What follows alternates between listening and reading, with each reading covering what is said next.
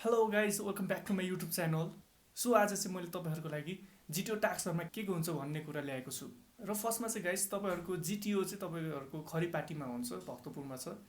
So यो जिटिओ चाहिँ 2 दिनको एक्जाम हुन्छ र फर्स्टमा चाहिँ तपाईँको ग्रुप डिस्कसन हुन्छ।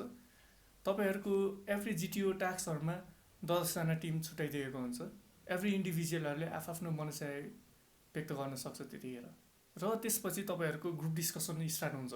ग्रुप डिस्कसन चाहिँ तपाईँहरूको यसरी सोधिन्छ कि प्रेजेन्ट कन्डिसनहरूको टपिक हुन्छ, उहाँहरूले त्यसरी राखिदिनुहुन्छ। कोरोना भाइरसले भिजिट नेपाल 2020लाई के असर गरिएको छ। अनि ग्रुप डिस्कसनमा चाहिँ तपाईँहरूलाई जस्तै पोल्युसनहरूको नि आउन सक्छ, पब्लिक अवेरनेसहरू नि आउन सक्छ, जे पनि आउन सक्छ। सो तपाईँ बी प्रिपेयर, अगाडि नै प्रिपेयर भएर जानु होला। ग्रुप डिस्कसन पछि तपाईँको ग्रुप प्लानिङ हुन्छ र ग्रुप प्लानिङमा चाहिँ तपाईँले एउटा फिगर दिन्छ, एउटा बोर्डमा ठुलो फिगरहरू दिन्छ। त्यो फिगरमा चाहिँ तपाईँको बङ्कर, हस्पिटल, रिभरहरू होइन, मान्छे डुबिरहेको, जनावरहरू हराएको, त्यस्तोहरू फिगर दिन्छ। र त्यतिखेर चाहिँ तपाईँले त्यो फिगर हेरेर त्यो सबैलाई कसरी बचाउनुहुन्छ एज अ कमान्ड होइन। अनि त्यो फिगरमा हेरेर तपाईँले उहाँहरूले इन्टरभ्युअरहरूले 15 मिनट या 20 मिनट टाइम दिन्छ तपाईँले फिगर हेरेर लेख्नलाई। अनि तपाईँले त्यो लेखेर इन्टरभ्युअरलाई दिनुपर्छ। र त्यतिखेर चाहिँ तपाईँले त्यो स्टेप वाइज हुनु पर्यो। मतलब त्यतिखेर चाहिँ तपाईँको टेक्निकल माइन्ड जानु पर्यो। त्यतिखेर म यसलाई यतिखेर बचाउँछु, म त्यो त्यतिखेर बचाउँछु, यसरी जान सक्नु पर्यो।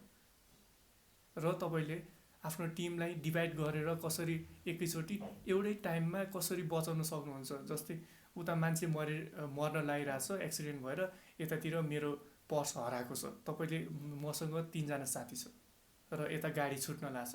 त्यतिखेर तपाईँले के गर्नुहुन्छ?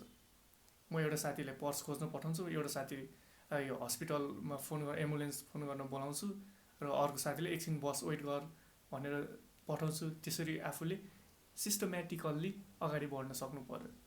र त्यसपछि तपाईँको लेक्चर हुन्छ। लेक्चरमा चाहिँ जस्तै तपाईँलाई चिट्टा दिइन्छ होइन, चिट्टा आफूले थुत्छ, धेरै चिट्टाहरू हुन्छ त्योभित्र। आफूले थुतेको चिट्टामा जे पर्छ त्यही भन्नुपर्छ। र एउटा चिट्टामा चाहिँ तपाईँको 4वटा टपिक दिएको हुन्छ।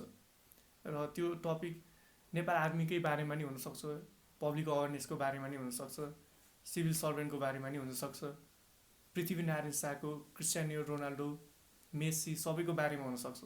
सो अगाडि नै आफू रेडी भएर जानु होला। र तपाईँले लेक्चर दिँदाखेरि चाहिँ आफू कन्फिडेन्ट हुन सक्नु पर्यो। तपाईँको भोइस कमान्ड पनि हुनु पर्यो। र त्यसपछि तपाईँको पिजिटी हुन्छ, प्रोग्रेसिभ ग्रुप टास्क। पिजिटीमा चाहिँ तपाईँको एउटा जस्तै अब्स्ट्याकलहरू हुन्छ। त्यतिखेर चाहिँ तपाईँलाई अगाडि नै बल्ली, प्ल्याङ्क, रोड अनि रोप दिन्छ।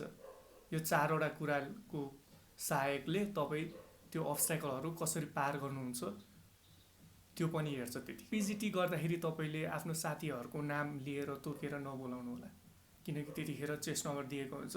1 देखिबाट 10सम्म चेस्ट नम्बर हुन्छ।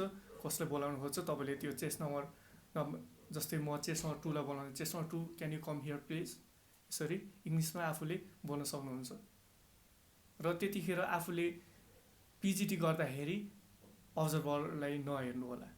र पिजिटी पछि तपाईँको हाफ ग्रुप टास्क हुन्छ। हाफ ग्रुप टास्कमा चाहिँ तपाईँको 10जना छ भने 5-5जना छुट्याएर अरू नै अब्स्ट्याकलहरू गर्न लगाउनुहुन्छ। तपाईँले अब्स्ट्याकलहरू फोटोमा देख्न सक्नुहुन्छ।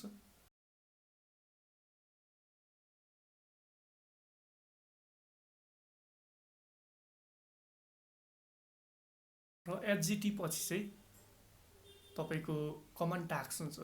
कमन टास्कमा चाहिँ तपाईँले जस्तै आफू सिङ्गल हुन्छ, अनि इन्टरभ्युअर या अब्जर्भरले तपाईँलाई 2जनाको चाहिँ साथी बोलाउन चाहनुहुन्छ भनेर सोध्नुहुन्छ। त्यतिखेर तपाईँले चेस्ट नम्बर 1, 2, 3 जसो बोलाउन चाहनुहुन्छ त्यसलाई बोलाउन सक्नुहुन्छ।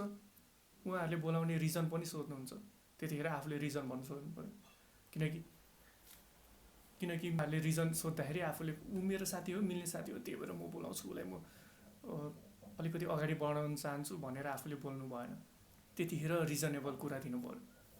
लाइक ऊ अलि मेरो वेटसँग अलि मिल्दो छ, अब्स्ट्याकलमा मलाई जान सजिलो हुन्छ, उसले हेल्प गर्यो भने सो उसको वेट हेरेर मैले उसलाई बोलाएको पनि हो। त्यस्तो कुराहरू, रिजनेबल कुराहरू दिन सक्नु पर्यो। र कमान्ड टास्क पछि तपाईँको फाइनल ग्रुप टास्क हुन्छ। त्यो फाइनल ग्रुप टास्क पनि त्यस्तै टास्कहरू जस्तै हो, अब्स्ट्याकलहरू जस्तै हो, सेम हो, बट तपाईँको लोकेसन चेन्ज हुन्छ, अर्को ठाउँमा हुन्छ। त्यतिखेर अननोन लोकेसन हुन्छ, तपाईँ त्यहाँ गएर सेम त्यस्तै हो तर अलिकति टफ हुन्छ। त्यतिखेर आफ्नो माइन्ड फ्रेस भएर गएर दिनुभयो भने तपाईँले मजाले सक्नुहुन्छ त्यतिखेर। अनि अर्को चाहिँ इन्डिभिजुअल अब्स्ट्याकल हुन्छ। इन्डिभिजुअल अब्स्ट्याकलमा चाहिँ तपाईँले फोटो देख्न सक्नुहुन्छ यहाँ।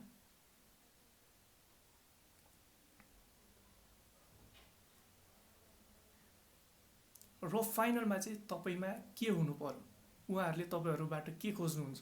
फ्रेन्डली हुनु पर्यो, तपाईँ मोटिभेसनल हुनु पर्यो, हेल्पिङ नेचर हुनु पर्यो, यस्तो यस्तो कुराहरू खोज्नुहुन्छ उहाँहरूले। किनकि भित्र गएपछि तपाईँ फ्रेन्डली भएन भने, झगडा गर्ने टाइपको भयो भने तपाईँलाई कसले पनि रुचाउँदैन। त्यतिखेर तपाईँ रेस्ट्रिकेट पनि हुनसक्छ, सस्पेन्ड पनि हुनसक्छ। सो फ्रेन्डली हुनु, मोटिभेटेड हुनु, हेल्पिङ नेचर हुनु।